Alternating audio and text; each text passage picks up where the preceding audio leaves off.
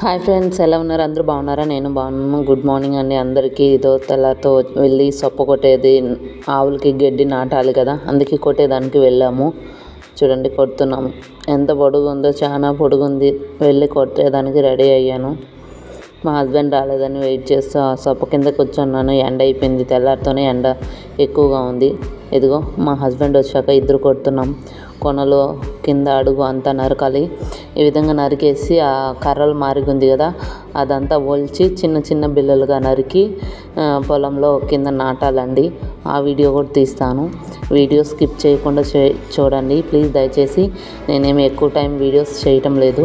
2-3 minutes అట్లేదంటే 5 minutes పైన తీయటం లేదు. ప్లీజ్ దీన్ని స్కిప్ చేయకుండా చూడండి. ఇలా ఎండ ఫుల్ అయిపోయిందండి. ఎండలో కారటం లేదు. చెమటలు అయితే ఇష్టంగా కారుతున్నాయి. ప్లీజ్ రైతు బిడ్డకు ఒక సహాయం చేయండి.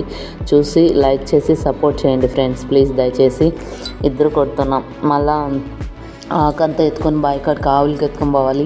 ఇది ఇంటి దగ్గర కొడుతున్నాం. ఇంటి దగ్గర మా పిన్ని వాళ్ళది ఇది పొలం దగ్గరికి ఎత్తుకొని పోవాలి. కొంచెం దూరం అనమాట, అక్కడికి ఎత్తుకొని పోవాలి. తల మీద ఎత్తుకొని పోతాం అనమాట. నేను అందుకే తల మీద కష్టం అనేసి మా హస్బెండ్కి చెప్తున్నాను, ట్రాక్టర్లో వేసుకొని ఎత్తుకొని పడుద్దాము, కష్టము ఒకడే ఎత్తలేవు అనేసి చెప్తుంటే సరేలే అంటున్నారు. కొడుతూ ఉన్నామండి. ఎంతమందికి తెలుసు ఈ ప్రాసెస్? చాలా కష్టం అండి. కొంతమంది ఇది ఆకులు వలవకుండానే అట్టే నాటుతారు.